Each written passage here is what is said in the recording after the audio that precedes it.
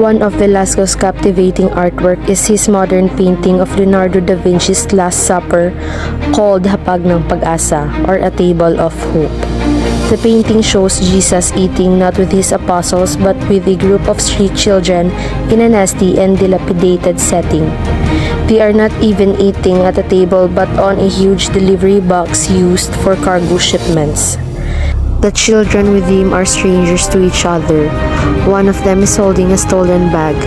Another is eating together with a cat. A girl and a boy are sitting on an empty iron container facing Jesus, and one is eating on the ground with perhaps food scraps that he just got from the garbage.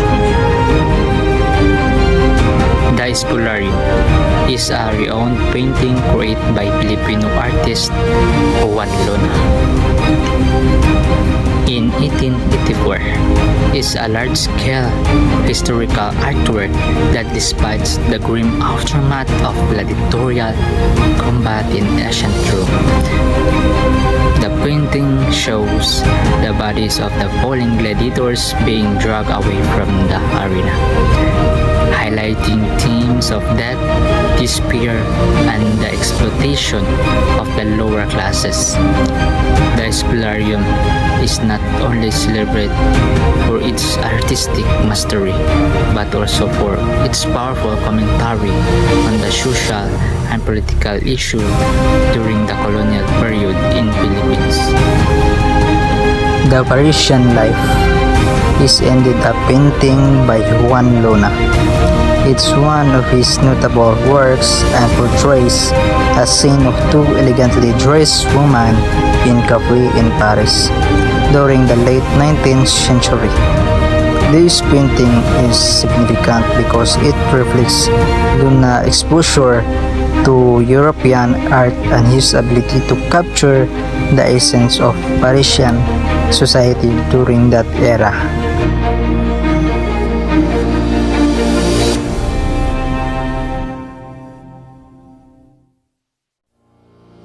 Man and Carabao. As we observe Labor Day, we recognize the efforts of the workers through the painting of national artist Hernando R. Ocampo. Many of Ocampo's works, including today's Man and Carabao, the featured picture leans toward abstraction, emphasizing design, color, and other fundamental components of art over figuration. The combination of brown, red, purple, and blue irregular shapes generates a picture of a carabao being pulled by a farmer wearing a wide brim hat in the middle of the artwork. The splash of yellow in the background conjures up images of rice fields about to be harvested, or a light that exalts the figure of the man and the carabao, the frontliners in food production. Ocampo's art reminiscent of the Filipino word kayod kalabaw. It depicts labor or toil within and outside the field, including today's home, medical, and improvised work environments.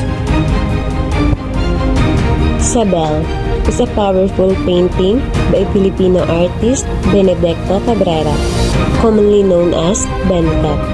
Created in 1965, it portrays a homeless woman wandering the streets of Manila, capturing the rawness and harsh reality of urban life. The use of dark tones and expressive brush strokes adds to the emotional impact of the artwork. Benca's Sabel served as a poignant social commentary, shedding light on the struggles and marginalization faced by the urban poor. The Planting Rice, done by Omar Solo from 1921 to 1944, is a recapitulation of Fabian de la Rosa's 1904 prize-winning entry at the St. Louis World's Exposition, but situates it in a more suburban milieu. The highly spatialized depictions of women farmers planting rice also confirm Omar Solo's habit of making multiples of the same title with slight variations, a trait also taken from de la Rosa, in no small part due to Omar Solo, the subsequent patronage from art collectors, and repeated appearances in educational publication. Planting rice as a subject matter in painting became an iconic image in Philippine art history.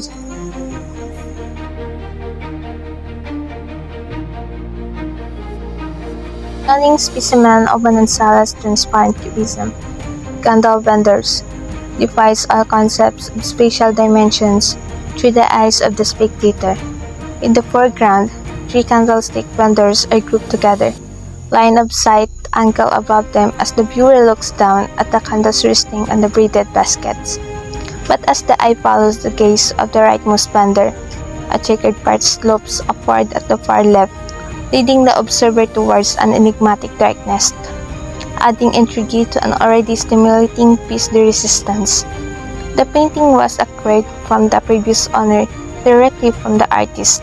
It was exhibited in the gallery called Showroom in the late 1970s, which was near the Plaza Restaurant and Goldcrest Arcade.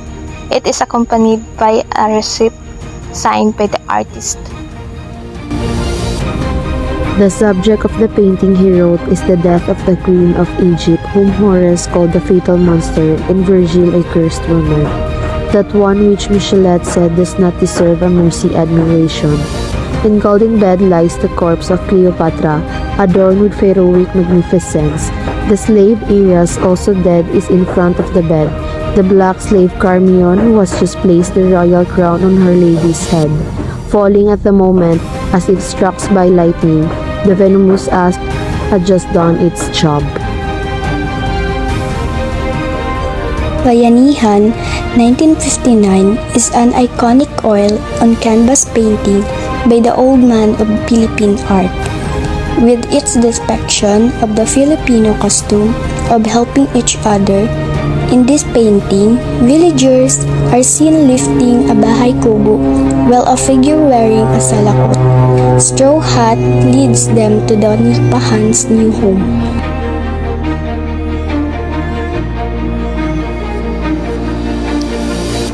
His Madonna of the Slums is a portrayal of a mother and child from the countryside who became urban shanty residents.